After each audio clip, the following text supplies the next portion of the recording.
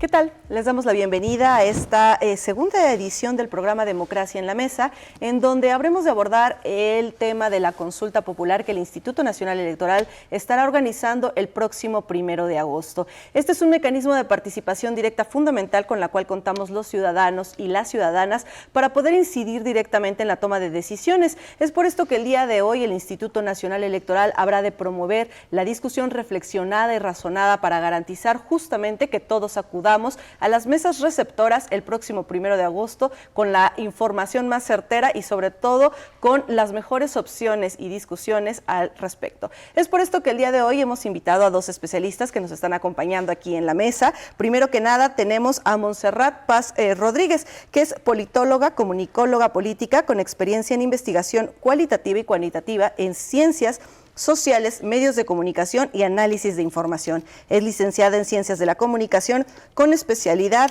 en Comunicación Política. Ha sido asistente de investigación en el Centro de Estudios de Opinión Pública y también del Instituto de Investigaciones Jurídicas de la UNAM.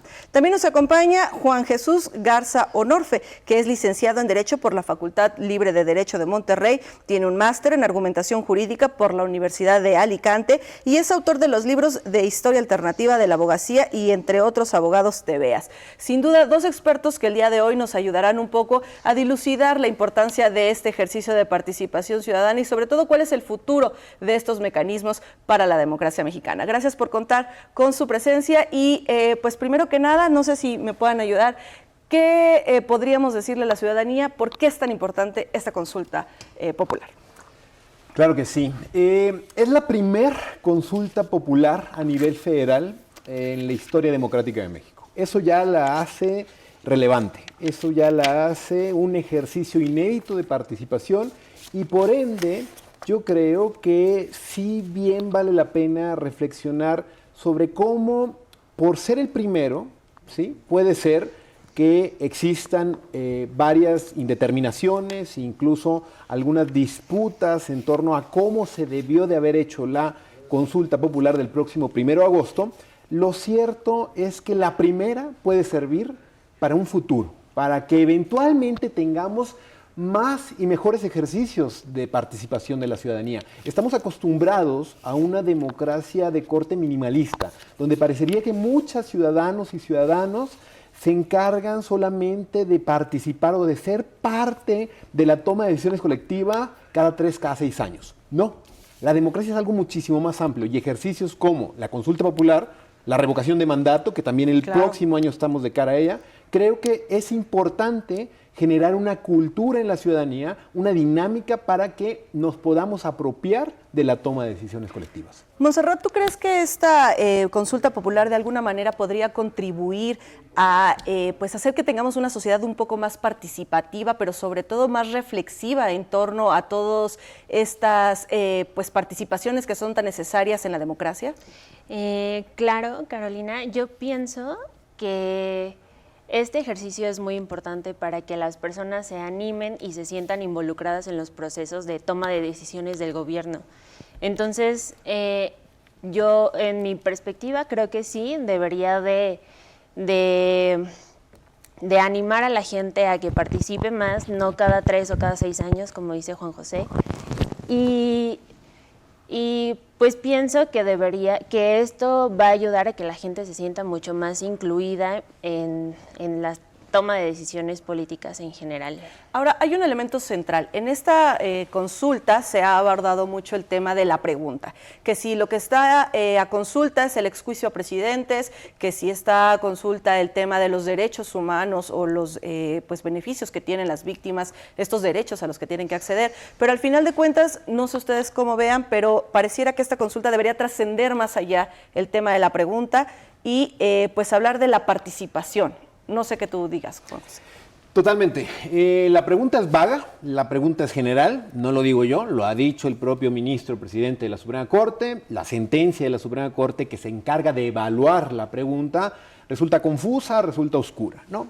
Sin embargo, a pesar de toda esta cadena de errores o de todos estos obstáculos que se han venido desencadenando, ojo, Caro, desde una ley relativamente nueva, 2012, ¿no? 2012 con series de reformas, una ley breve que no está de todo bien estructurada, que sin embargo desarrolla un derecho humano en la Constitución. A pesar de todo esto, el último eslabón de la cadena, que le corresponde al Instituto Nacional Electoral, se encarga de fomentar la participación política. El INE no tiene ningún tipo de rol en propiamente el contenido de la pregunta. Lo que tiene que hacer el INE es organizar una consulta popular que a su vez viene de dos poderes distintos, de la Suprema Corte en el Poder Judicial, del Poder Legislativo que lo filtró en un primer momento y de un mecanismo que provoca el titular del Ejecutivo, el presidente, ¿no? En ese sentido, la pregunta es confusa, es vaga, no es para los expresidentes, no hay manera de entender que la pregunta es para los expresidentes. Es para actores políticos relevantes del pasado. ¿Qué es el pasado? Algo que no es el ahora. Claro. Puede ser en esta administración, puede ser en la pasada, puede ser incluso días antes de que ocurra antes de la consulta. Sin embargo, a pesar de esta indeterminación, yo creo que hay que salir a votar por la defensa propiamente de nuestras instituciones. El INE es una institución que se encarga de darnos certeza de quiénes nos van a representar. Puede ser que todo se haya hecho mal, pero lo que yo creo que no se va a valer, o lo que tenemos que tener una narrativa muchísimo más tendiente a defender, es a que la culpa no va a ser del INE. La culpa tampoco va a ser de los ciudadanos. Si los ciudadanos no participan, si los ciudadanos se abstienen, esto quiere decir que hace falta mejores mecanismos que no solamente vengan del INE, sino desde el Ejecutivo, del Legislativo y por ende del Judicial. Habría que replantear el proceso, este proceso de cómo se formula la pregunta, cómo se valida, cómo es que se hace todo hasta llegar al tema de la consulta propiamente a los ciudadanos. Es una buena pregunta en el sentido de que esta pregunta de la consulta popular del 1 de agosto, yo claramente identifico un error muy grave que fue en la Suprema Corte. La Suprema Corte tenía todo para dejar una pregunta clara, para declararla inconstitucional, que no se entendía, hicieron una sentencia bastante mala. Yo creo que, si bien vale la pena ver cómo nos va, vale la pena ver cómo es este experimento, ¿no? Yo creo que en un segundo momento, si bien habría que reformular la ley de consulta popular, ampliar, afinar y demás temas de presupuesto. El propio Instituto Nacional Electoral pidió más partidas para tener más casillas, se lo negaron todos los poderes, ¿no? Pero algo que yo pongo el dedo en la llaga es saber quiénes son nuestros árbitros constitucionales, quiénes son los ministros y ministras que al final del día son las 11 personas que validaron o no validarán futuras consultas populares. Hay que saber quiénes son las personas que se encuentran al final de la toma de decisiones para poder ejercer los derechos políticos. Por eso es importante saber quiénes son los vigilantes. Claro. Y se resume en vigilar a los vigilantes. Ahora, Montserrat, hay un tema importante que tocó Juan José, el tema de que esta no es una consulta para llevar a juicio a los expresidentes, ¿no? Habla del pasado. Claro. Pero pareciera que en la opinión pública este es el eje central o el tema que estará siendo puesto en la mesa del 1 de agosto. ¿Cuál crees qué impacto puede tener justamente esta diferencia de opiniones? Porque pues en el ideario colectivo, pues justamente son los expresidentes, pero en términos reales la ciudadanía va a llegar, va a conocer una boleta donde va a encontrar una pregunta vaga, a lo mejor no va a entender lo que implica realmente, pero pues ellos venían con una idea totalmente distinta. Claro, bueno, pues sí, justamente diversos actores y organizaciones se han encargado de decirle a los ciudadanos y ciudadanas que esta consulta es para enjuiciar a los expresidentes, ¿no?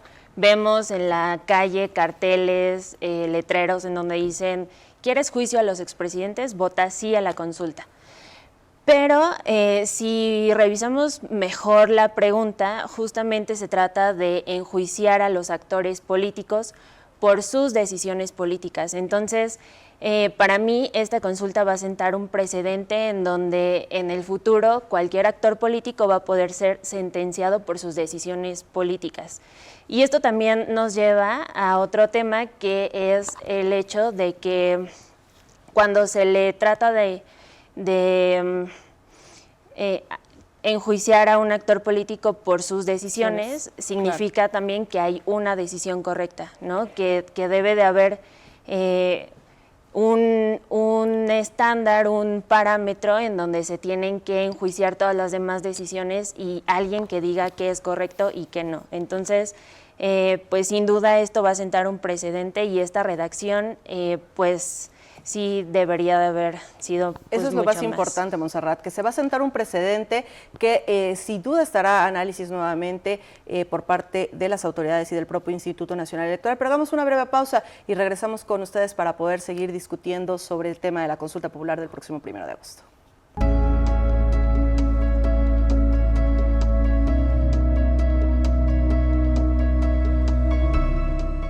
En la consulta popular del 1 de agosto, nuestras vecinas y vecinos contarán y clasificarán nuestras opiniones. Ellas y ellos son capacitados por el INE y son parte de la cadena de confianza que da certeza a los mecanismos de participación ciudadana. Gracias a la labor voluntaria de las y los funcionarios, podremos conocer el avance del porcentaje de participación y el sentido de la opinión el mismo día de la jornada de consulta.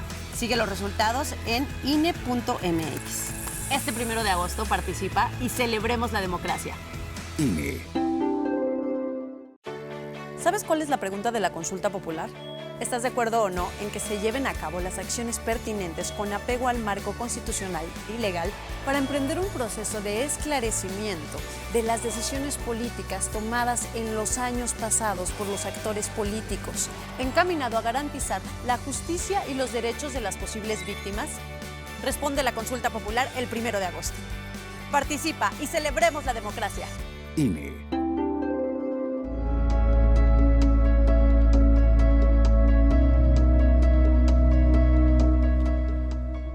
Gracias por seguir con nosotros aquí en su programa de Democracia en la Mesa. Y ahora vamos a ver una pequeña cápsula sobre pues cómo se inició todo este proceso de distribución de los materiales que se estarán utilizando en la consulta popular del 1 de agosto. Vamos a verlo. El viernes 16 de julio, el Instituto Nacional Electoral inició con la distribución de las 93.529.000 papeletas que se van a utilizar para que la ciudadanía participe en la consulta popular del 1 de agosto. De la bodega central del INE saldrán 78 vehículos en 7 rutas para todo el país y la entrega del material concluirá el 22 de julio. La distribución se está realizando del 16 al 22 de julio, es decir, en solo una semana vamos a hacer la entrega de toda la documentación y materiales electorales de la consulta popular directamente en las 300 sedes de las juntas distritales ejecutivas. El envío del material a las 300 juntas distritales se realiza vía terrestre y en esta ocasión no son resguardados por elementos de la Secretaría de la Defensa Nacional. Va otra documentación y otros materiales que en esta ocasión se redujeron considerablemente en aras de reducir los costos de la consulta popular. Entre los materiales que se envían están las papeletas, la etiqueta y plantilla braille, cinta de seguridad, caja paquete electoral, dado marcador para que en las credenciales de elector se pongan las siglas de la consulta popular, CP, líquido indeleble, forro para urna, sello del municipio y plantilla con 10 etiquetas. Además de documentación como hoja de incidentes, cartel de localización e identificación de la casilla, acta de la jornada y de escrutinio y cómputo de mesa receptora.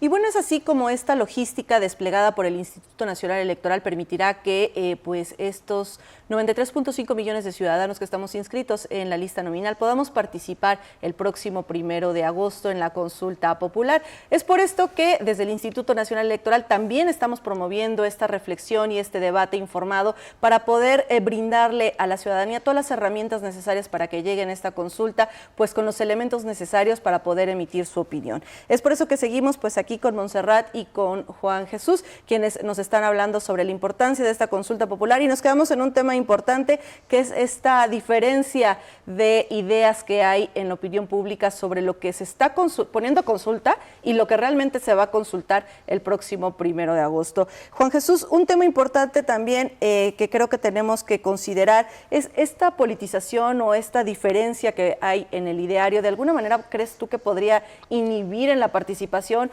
o quitar un poco el reflector de qué es lo realmente importante, la consulta y no necesariamente pues qué es lo que se está consultando? Claro que sí. Creo que es sana. Es una discusión que no habíamos tenido en mucho tiempo, ¿no? Y es una discusión que se enmarca probablemente en estas narrativas que buscan cooptar ciertos partidos políticos o opciones ideológicas, ¿no? Y es sano, es parte de una democracia. Que bienvenido sea el debate, que bienvenido sea poder disputar ciertos discursos con argumentos. Lo que yo creo que no se vale es engañar o desinformar, ¿no? Y en ese sentido sí parecería que es muchísimo más sugerente, atractivo, incluso yo diría hasta morboso, decir que la consulta es para juzgar o no a los expresidentes. Mentira, eso es tramposo. ¿Por qué? Porque las instituciones de justicia, en este caso la Fiscalía General de la Nación, no está atada a una facultad discrecional a partir de la consulta.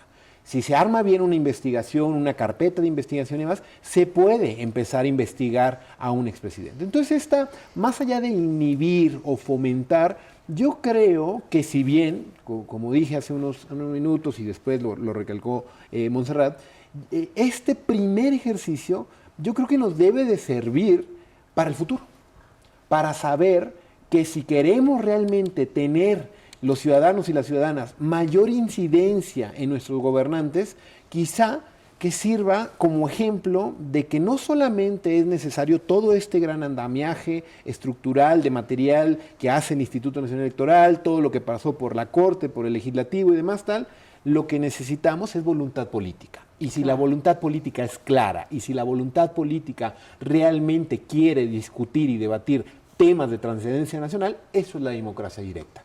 Eso es lo que en un futuro yo esperaría que sirva esta primer consulta popular para decir, ¿se acuerdan de la primera consulta aquella? Pues estuvo mal la pregunta, estuvo mal formulada, el contenido no se da. Bueno, por primera vez en la historia de México, que sepamos que debemos de involucrarnos cada vez más en los mecanismos de participación democráticos.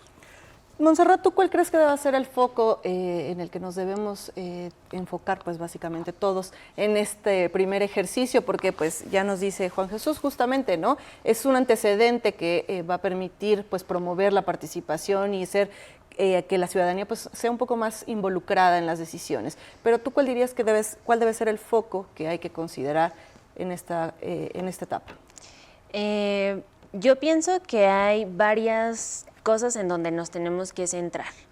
El primero es, sin duda, fomentar la participación democrática, no solo nosotros mismos, sino promover la participación con nuestros conocidos, nuestros amigos, nuestros familiares. Y la otra cosa es que hay que incentivar también el hecho de informarnos, de que, en esta consulta que pues tuvo muy poco tiempo para organizarse y llevarse a cabo, que en futuras consultas haya como un mayor espacio para que la ciudadanía se informe y vote de manera mucho más consciente. Este tema del tiempo que mencionas es justamente muy importante y viene, creo que, de la mano de muchos otros elementos que tienen que ver con la organización propiamente. ¿Tú crees que sería importante como hacer un replanteamiento de los tiempos, de quién sí puede y quién no puede definir la convocatoria, ¿no? Cuándo entra en vigor, si se puede modificar o no se puede modificar? Digo, hubo muchos elementos que de alguna manera generaron cierta distorsión en el ambiente público, pero también que de alguna manera limitaron justo este proceso pues de pasos o de cadenas, ¿no? De cosas que se van realizando una con una para finalmente llegar a las mesas receptoras de opinión. Claro, esta consulta tiene una ventaja que plantea una pregunta que ya había sido propuesta por el presidente desde que estaba en campaña, entonces no nos agarra de sorpresa, ¿no? Y por otra parte, pues el hecho de que se esté realizando ahorita a 2 meses de la elección, pues también, pues de alguna manera sirvió que se pudo haber usado la infraestructura anterior de la elección, que incluso se llamaron a los mismos funcionarios de casilla. No todos quisieron participar, pero bueno, estuvo como esa opción en donde se pudo planear de forma casi simultánea con la elección. Entonces, pues yo creo que en esta primera consulta sí tiene quizá esa ventaja, pero en futuras consultas sí debería de haber como un tiempo mucho mayor para planearse mejor y dar tiempo a que la ciudadanía se informe. Claro. Oye, Juan Jesús, ¿tú cómo ves justo esto? Nos acaba de decir Montserrat, pues se dio 2 meses de la elección, pero antes estaba previsto para que sucedieran de forma concurrente, ¿no? El mismo día, cuando se instala la casilla, pues también estuviera ahí la papeleta. ¿Tú qué crees? ¿Debemos regresar a ese esquema? ¿Está bien que sea pues a 2 meses? ¿O hay que replantear como el momento en el que se va a llevar a cabo la consulta? Mira, yo sinceramente creo que es sano que no se lleve el mismo día de las elecciones. ¿Por qué? Porque la pregunta puede ser manipulada para sumarse a un proceso de representación, de elegir a quién vamos a tomar como representantes, ¿no? Yo creo que viene bien porque la pregunta la pueden agarrar, como lo estamos viendo ahora, como bandera política, ¿no? Claro. Yo creo que son 2 cosas distintas y por eso a mí me parece sano que se haya generado otra fecha, ¿no? Quizás sí, valdría la pena ver los tiempos para tener promoción, para ver difusión y demás tal, pero algo que a mí me queda claro es que las democracias son imperfectas. No podemos, o sea, si queremos un sistema perfecto, está la dictadura. Y no hay manera de volver a un sistema donde no existan alternativas plurales en libertad, ¿no? La democracia como un sistema imperfecto es ir paso a paso mejorando y afinando. Lo vemos ahora en las elecciones. Lo vimos hace días donde parecería que ahora el gran debate en las leyes electorales no está en radio y televisión, sino en redes sociales, ¿no? Parecería que cada 3, cada 6 años la ley electoral se tiene que ir parchando. Bueno, tomemos esto como un experimento, pero no un experimento sin ningún tipo de consecuencias. Veamos qué sirve y sobre todo, esta es una de mis mayores reflexiones que he realizado, es vamos a ver a quien convocó esta consulta popular, al presidente de la República, qué dice el lunes, el primer lunes de agosto, ¿no? El lunes 2 de agosto. ¿Va a aceptar los resultados? ¿Qué entiende por la participación? Esta narrativa que se está peleando porque sea una consulta que ponga en el centro a las víctimas, ¿qué le va a parecer? Eso es a mí lo importante. Parecería que en un sistema actualmente donde tiene tanto peso la opinión del presidente, creo que las consultas populares, y por ende, que yo no la puedo disociar de la revocación de mandato claro. el próximo año, inicios del próximo año, deberíamos de alguna u otra manera tratar que la discusión se pueda un poco llevar a otros espacios y a otros actores políticos. Claro. Sin duda la consulta popular es un mecanismo de participación ciudadana que llegó para quedarse en México. Es únicamente necesario, pues, como ya nos dicen nuestros invitados, pues afinar algunos detalles, mejorarlos y garantizar sobre todo que haya las mejores condiciones para que la ciudadanía pueda salir a ejercer este 1 de agosto, este derecho que tienen en las más de 57,000 casillas que habrán de instalarse a lo largo y ancho de todo el país. Pero pues regresamos en un momento con todos ustedes. Vamos a un pequeño corte.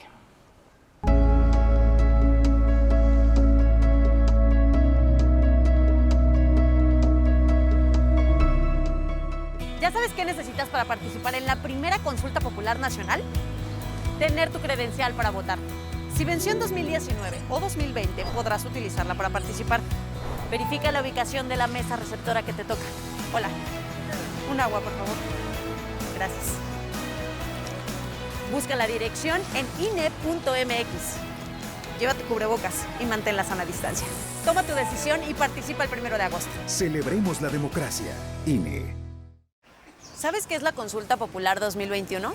Es una forma de participación mediante la cual la ciudadanía opina sobre temas de trascendencia nacional. El próximo 1 de agosto, por primera vez a nivel federal, iremos a una consulta popular. Es una oportunidad más de participar e involucrarnos con lo que es importante para el país. Las y los ciudadanos sorteados en las elecciones pasadas serán capacitados por el INE para recibir y contar nuestras opiniones. Participa y celebremos la democracia. INE.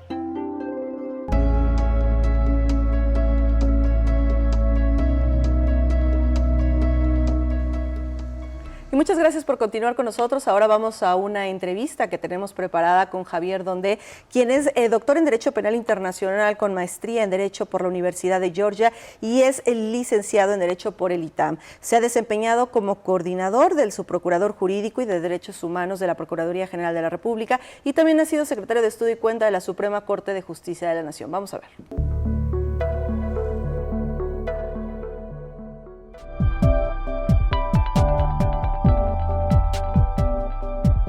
¿Cómo podemos explicar el contenido de la pregunta que se nos hace en la consulta popular? Digamos, una parte esencial para entender pues cuál va a ser el sentido de nuestro voto. Y esto en realidad creo que se explica de mejor manera si vamos desglosando los elementos de la propia pregunta, como por ejemplo, ¿qué vamos a entender por esclarecimiento de las decisiones políticas? ¿Qué vamos a entender por decisiones políticas? ¿Qué vamos a entender por actores políticos, que es a quien va dirigida, digamos, la pregunta, es decir, los mecanismos de los cuales se busca la respuesta? Entender qué implicaciones tienen para los derechos de las víctimas. Y me parece que es muy importante dejar muy claro que la reformulación que hizo la Suprema Corte no implica necesariamente juzgar a los expresidentes, sino más bien buscar la manera de resolver todos estos pendientes que venimos acarreando del pasado. El tema de esclarecimiento de las decisiones políticas. Esto a mí me hace pensar en términos de derechos humanos en el derecho a la verdad. Las personas en particular y la sociedad tenemos derecho a saber qué pasó, por qué se tomaron estas decisiones políticas.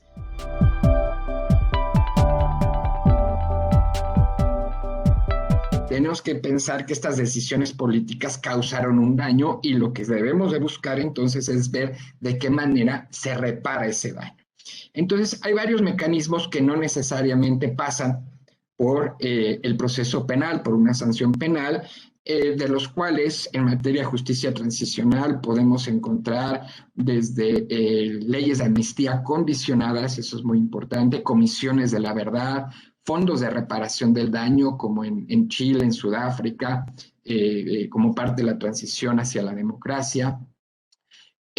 Podemos también buscar una especie de depuración institucional, como ocurrió en Europa Oriental, y quizá ese sea uno de los defectos o de las críticas que podemos hacer a esta pregunta, que no se nos señala puntualmente. ¿Quieren o no quieren una comisión de la verdad? ¿Quieren o no quieren reparación del daño? Y así sucesivamente. Tendrá que tomarse una decisión posteriormente, como dice la propia pregunta, con base en la Constitución, con base en las leyes, para ver cuáles de estos mecanismos que creo podrían encontrar o resolver estos objetivos que marca la pregunta, el esclarecimiento de las decisiones políticas, reparación del daño a las víctimas, no necesariamente a través de la vía penal. No necesariamente esto implica a los expresidentes como originalmente se planteó. Lo que tenemos en realidad es personas que tuvieron la capacidad de tomar una decisión política. Y esto, por supuesto, lo abre no solamente a presidentes, ¿no? También lo puede abrir a miembros del gabinete o de los distintos gabinetes de los presidentes. Inclusive podríamos hablar de integrantes de las Fuerzas Armadas, de la policía, en la medida en la cual hayan tenido la capacidad, cuando estuvieron en funciones, de tomar decisiones políticas.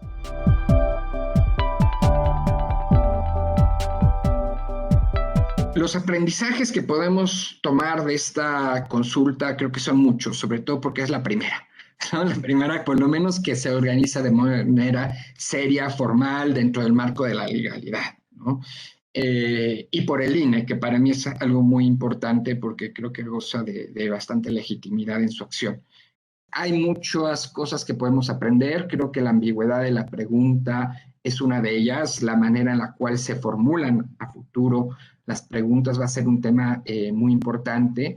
Creo que la ciudadanía debe de tener presente que estas preguntas que se nos vayan a estar formulando tienen una consecuencia, ¿no? Creo que en la medida en la cual vean que su voto no fue tomado en cuenta. Creo que eso es muy importante.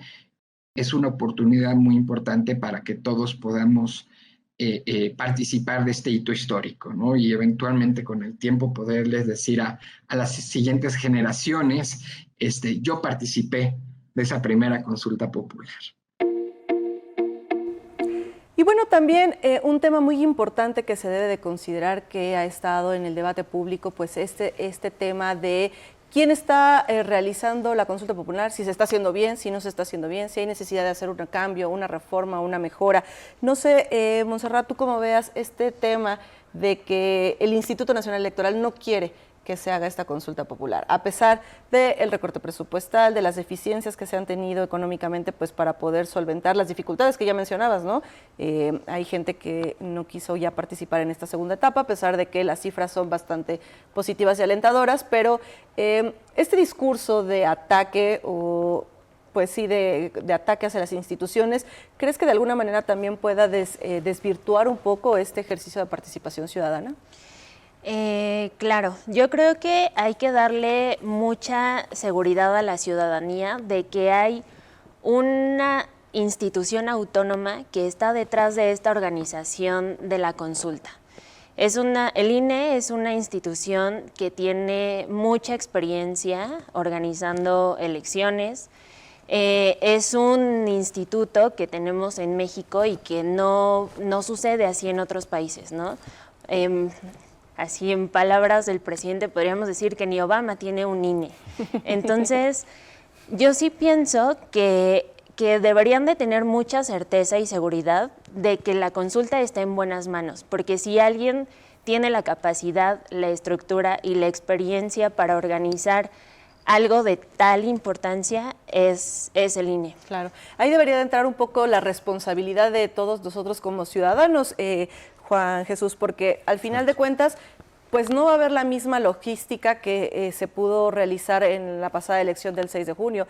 Vamos a tener únicamente 57,000 casillas en todo el país y de alguna manera pues esto va a requerir un poco más de esfuerzo para que los ciudadanos puedan identificar claramente el lugar al que pueden asistir a pues emitir su opinión. Esto va a estar en la página del INE, habrá un micrositio especialmente designado para ello, un Ubica tu casilla, que todos conocimos el pasado 6 de junio y que en esta ocasión funcionará para la consulta, pero pues es un poco más de tema de responsabilidades, ¿no? Exacto. Montserrat da en el clavo con la reflexión. Hemos estado durante los últimos años, ¿no?, acostumbrados a que normalicemos el proceso de votación cada 3, cada 6, ¿no? Ya sabemos dónde está nuestra casilla, ya tenemos hasta ciertos rituales, ¿no? Parecería que vemos los debates. Ya, esta dinámica normalizamos todo lo que hay detrás, ¿no? Preparación de mucho tiempo y de muchísimas personas. En este primer ejercicio de consulta popular, yo sí invitaría, y la reflexión como ciudadano comprometido con un sistema muchísimo más amplio que una opción política u otra, es creer que nos toca elevar un poquito la vara, ¿no? Saber que quizá la casilla a la que hemos acudido toda la vida a votar no va a estar ahí, no por una cuestión de que el INE no la haya querido poner, sino porque no existen recursos suficientes, no está estructurada de buena manera la consulta popular y por ende nos toca realizar mayores esfuerzos como ciudadanos y como ciudadanos. Esfuerzos mínimos. Al final el que quiera salir a votar va a encontrar su casilla a través de internet. Lo que sí creo, y vale la pena insistir en esto, es en esta reflexión de saber que esto lo que nos puede llevar, lo que puede dinamitar, es saber que en un futuro resulta indispensable afinar ciertos procesos que no necesariamente en este primer momento le tocan al INE por estar atado de pies y manos por una sentencia y por un presupuesto que depende de los otros poderes. Entonces, eso es decirle a los ciudadanos y a las ciudadanas que quieren ser parte de este ejercicio, vayan y eleven un poco esta comodidad que tradicionalmente nos ha dado el Instituto Nacional Electoral. Además, tocas un tema importante, el tema del presupuesto. Finalmente, la consulta se pudo organizar con las economías que realizó el Instituto Nacional, derivado justamente de la elección del 6 de junio, algunos ajustes que se realizaron, proyectos que dejaron de realizarse, pero el tema es que este es un ejercicio de participación ciudadana que llegó para quedarse y de alguna manera pues tendremos que considerar que ¿cada cuánto podría realizarse pues una consulta popular en nuestro país? Buena pregunta, es buena reflexión. Parto con un ejemplo. Antes de que tomara posesión el actual presidente de la República, hizo una consulta para validar o no si se quedaron en el aeropuerto. Una consulta con cajas de zapato en plazas públicas, bastante cuestionable. Y muy lejos de las 57,000 casillas Exacto, que van a instalarse pero ahora, lejísimos, ¿no? Y sin embargo, la voluntad del pueblo se hizo tal. Esto, sinceramente, no fue una consulta en términos constitucionales, ¿no? Fue un ejercicio, para conocer una encuesta, como se hacen encuestas en cualquier lado, ¿no?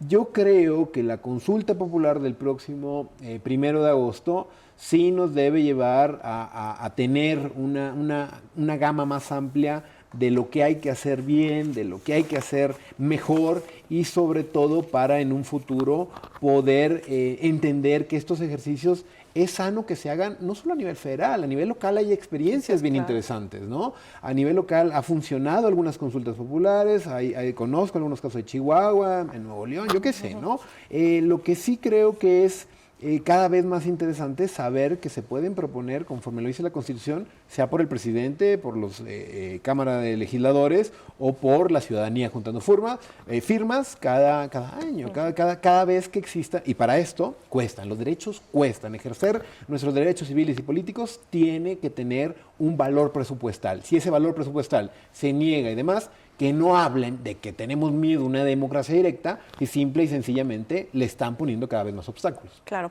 Además es un elemento importante a considerar que pues la consulta popular no es el único mecanismo de democracia participativa o directa que tenemos prevista en la Constitución. Esto de alguna manera también podría incentivar otras acciones u otras formas de participación directa, de las cuales hablaremos en el siguiente bloque. Quédese con nosotros, aquí seguimos.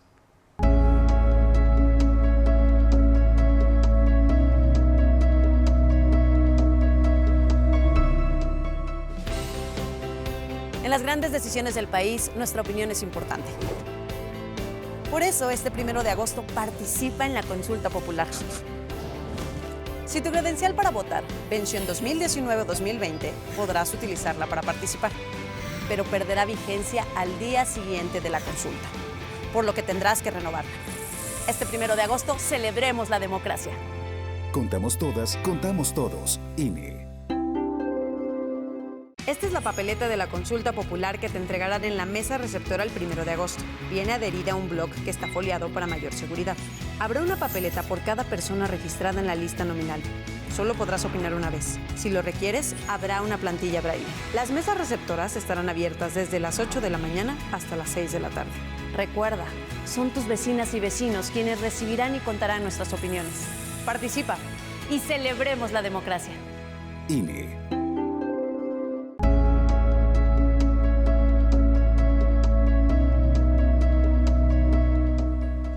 Muchísimas gracias por seguir acompañándonos. Y pues estábamos hablando de la importancia de la consulta popular, pero también la Constitución Política prevé otros mecanismos de participación directa para que las y los ciudadanos podamos incidir directamente en la toma de decisiones.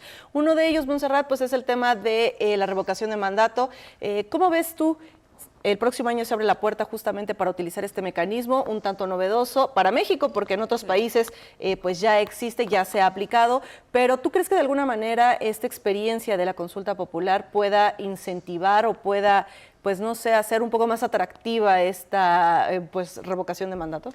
Sí, claro. O sea, yo pensaría que esto es como un ensayo, un pre a lo que se nos viene después el próximo año, que sin duda con la experiencia que hemos tenido como país y con la poca satisfacción que han dejado muchas administraciones, es sin duda un gran paso. Entonces yo pienso que esta consulta es un paso previo para lo que se podrá ver el siguiente año en la revocación de mandato.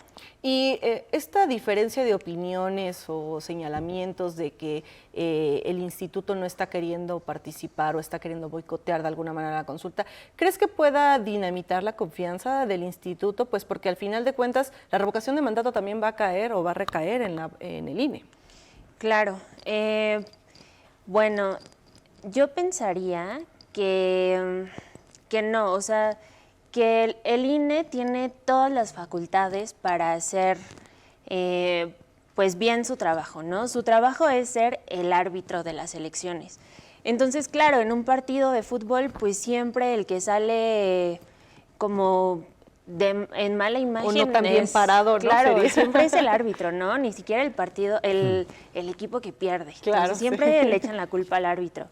Yo, o sea, no, yo creo que la ciudadanía debe de tener mucha confianza en el INE, en que, pues como lo decía hace rato, es una institución autónoma que tenemos en México y que no hay un símil en ningún otro país. Entonces, pues sí, los políticos, los actores políticos que también participen en este proceso de la revocación de mandato, pues tienen también la obligación de aceptar los resultados. Entonces, la culpa no va a ser del INE, sino va a ser, pues más bien, decisión de la ciudadanía, el resultado. Claro, y justo entramos a esta etapa también importante. ¿Qué es lo que sucede después del 1 de agosto? Al final de cuentas, la ley establece que debe ser el 40% de participación para que sea vinculante. Pero, Juan Jesús, ¿qué es lo que sucedería en caso de que justo no se logre este 40% de participación o que la respuesta sea no? ¿De qué manera podría incidir esto? Ok, hay que separar dos momentos. El 40% del umbral que se exige, que es más o menos un 37 millones de personas que están inscritas en el padrón, es para que sea vinculante, ¿sí? Okay. No para que no tenga ningún tipo de validez la consulta. La consulta existe, la consulta se va a llevar a cabo, ahí solo voten 10 personas, la consulta existe, ¿no?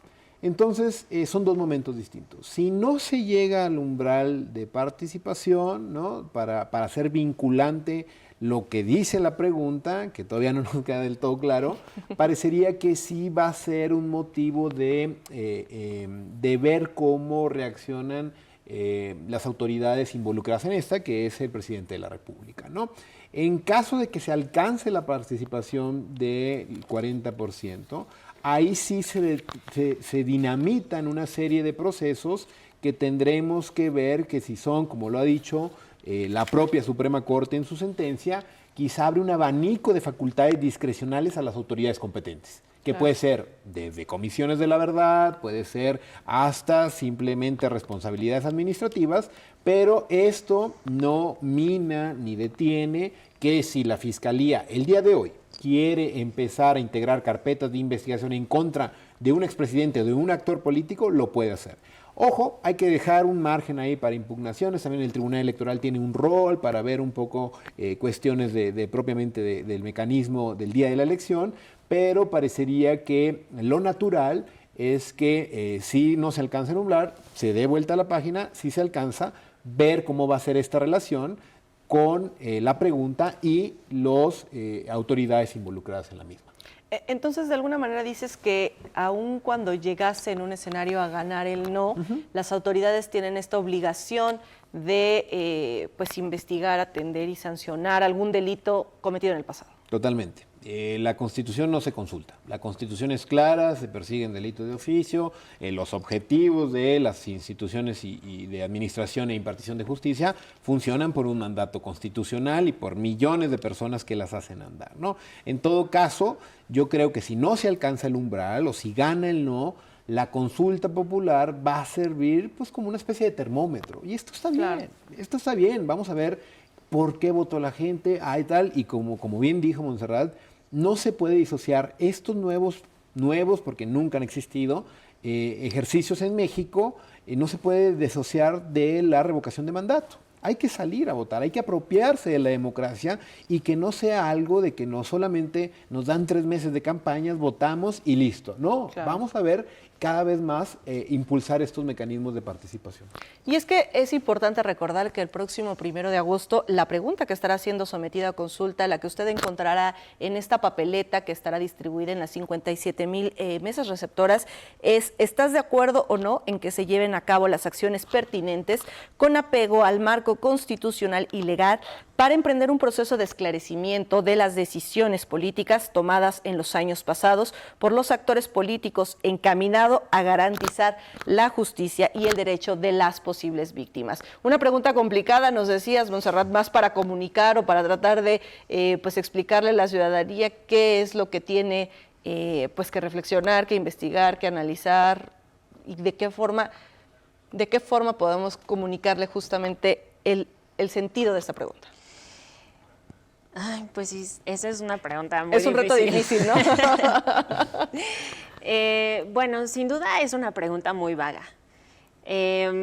Recientemente escuché que las autoridades habían dicho que al reverso de la boleta iba a estar una explicación de la pregunta para que la gente a la hora de ir a votar pudiera ver de qué se trata, ¿no? Porque la verdad es que sí tiene palabras muy ambiguas, como esclarecimiento de los hechos, actores políticos. Esto dificulta, creo, un poco que la ciudadanía pueda entender de forma práctica y concreta qué es lo que está siendo sometido a consulta. Claro, ¿no? claro, porque al final, pues un actor político podemos ser cualquiera en determinado momento. Entonces, pues sí tiene que haber mucho cuidado en este tipo de redacción y ojalá que en el futuro esto sea pues mucho más claro.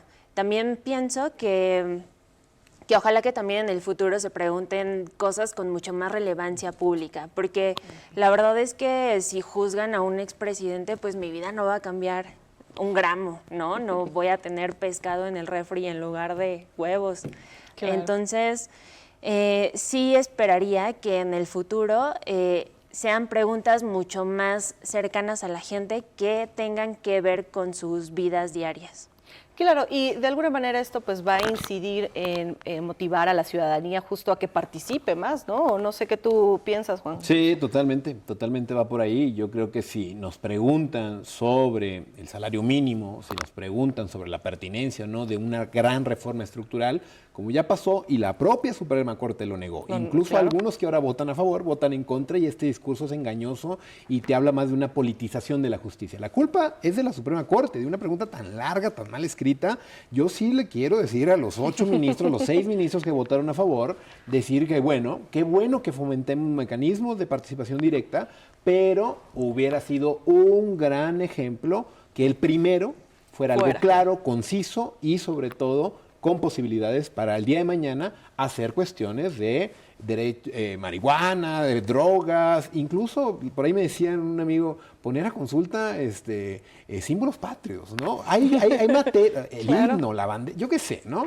Hay materias que están prohibidas con la Constitución, como son derechos humanos, como es materia fiscal, si queremos ser una república, esas están taxadas. Hay muchísimos temas que tenemos que debatir y si no los debaten nuestros representantes, creo que nosotros tenemos que hacer esfuerzos para ponerlos sobre el debate. Puede ser incómodo, puede que no nos guste, pueden ser tabús, pero no por eso significa que en una democracia deban de estar prohibidos o no se discuten esos temas al día a día con todas las personas que formamos parte de este México, ¿no? Perfecto. Al final de cuentas, todos coinciden en que es importante participar este 1 de agosto, acudir a su mesa receptora de opinión, llenar la papeleta, participar activamente en esta democracia participativa que estará poniéndose a prueba este 1 de agosto.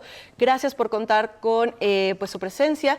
También agradecemos a Juan Jesús, a Montserrat. Muchísimas gracias a los dos por habernos acompañado en este programa, una segunda edición de Democracia en la Mesa. Y por favor no dejen de sintonizarnos porque el próximo programa también seguiremos hablando sobre el tema de la consulta popular. Es un elemento de gran importancia y de gran relevancia nacional, como ya nos comentaron nuestros especialistas el día de hoy. Tenemos que llegar bien informados y con una amplia reflexión sobre la importancia de estos mecanismos de participación y sobre todo sobre la necesidad que ya nos decían tenemos ahora los ciudadanos de elevar un poco la vara de la democracia. Muchas gracias por habernos acompañado el día de hoy y los esperamos en la próxima edición de Democracia en la Mesa.